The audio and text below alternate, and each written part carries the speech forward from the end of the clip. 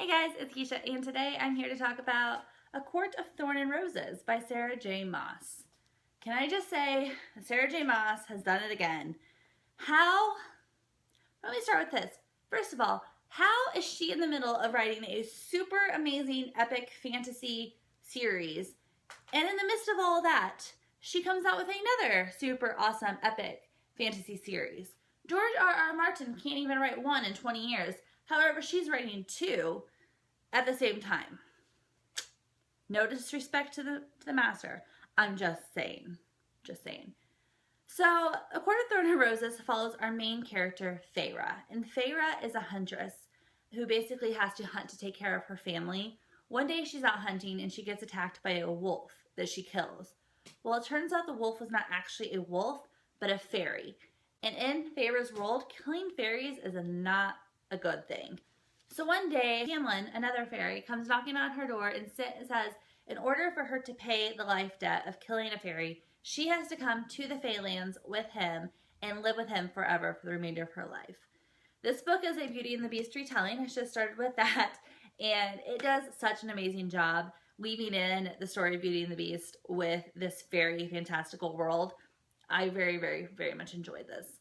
What I really liked about it was the world. It was very, very interesting because there's the human lands, but then once you pass into the fairy lands, they have all these different courts, and each court has its own thing. They have the spring court, which is internally spring. They have the winter court, the summer court, the fall court, the autumn court.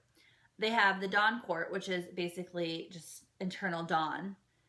They have the day court, which is internal day, and then they have the night court, which is all night. And each court has such its own distinct personality to it, and its own, all the fairies that live in each court are kind of mirrors of the court that they live in.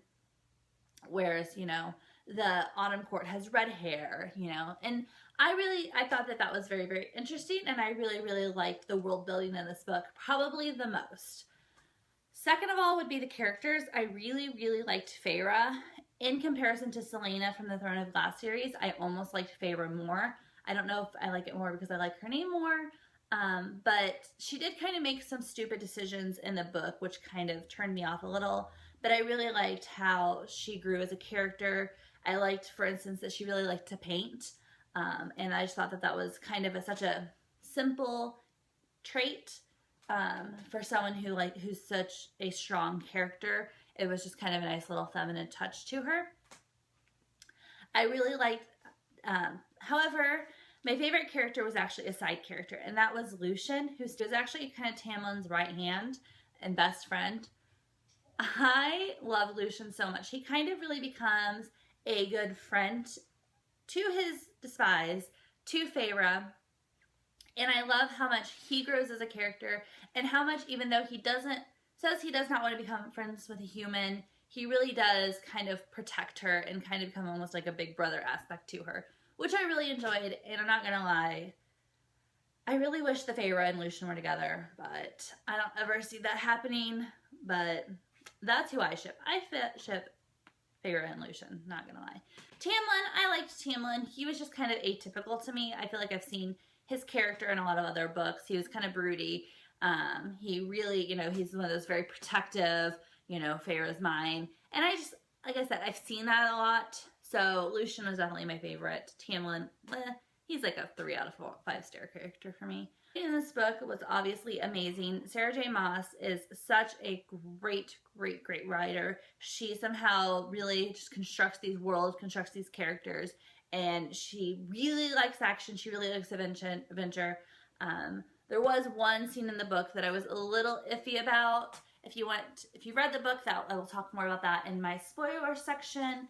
But I just made me feel a little uncomfortable. This is more of a new adult novel as opposed to a young adult, so there is a little bit more adult content added to it. Not super, but it does get a little steamy, I will say that. So yeah, if you have not read this book, go leave now before I spoil something for you. Okay, so the part that I did not like was when Tamlin corners Feyre in the hallway on Fire Night and bites her. And Feyre kind of gets a little turned on by it, which really kind of freaked me out because if that was me, I would be terrified. And I feel like she should be terrified at this point. I don't know why she's turned on by this because that's not normal. And that's basically the only problem I had with the book. I found it to be a little bit, not slow. However, when I was reading it, I was really kind of a hard time being distracted by it. I kept getting distracted by things, but I did always want to read it. So don't think it's boring by any means. However, once they got under the mountain after Amarantha, could you have a harder name? Amarantha takes Tamlin down to the mountain and they have all those trials. That was probably my favorite part of the book. The trials were very, very interesting. And I knew Lucien was a good guy. I knew it. Like, I knew that the whole time from the day that he met her at Fire Night. I knew that he was going to be the villain that was going to be the good guy. I was not surprised at all when he helped her through everything. I am, however, interested to see how her pledge to him kind of turns into like almost a Persephone thing to me. In my opinion, whenever it happened, he's like, oh, you have to spend a week out of each month in the Nightlands. I was like Persephone? So I don't know if maybe the second story is going to be like a Persephone retelling and how her having to go to the Nightlands plays out. I'm calling that now. Whenever Sarah J. Maas reveals the next book, I'm telling you it's going to be a retelling of Persephone. Okay. It's documented right now. I really kind of expected a little bit more redemption from Amarantha before they killed her. And that didn't happen. But I don't feel like we've seen the end of that. I know that obviously there was a lot going on with the King of Highland. So that I know is going to play a bigger issue into the next book, that he's trying to take over the Feylands. I don't know. This book really just blew my mind, and I really just needed to talk about how awkward I felt during that one scene. But I really, really enjoyed it, and I gave it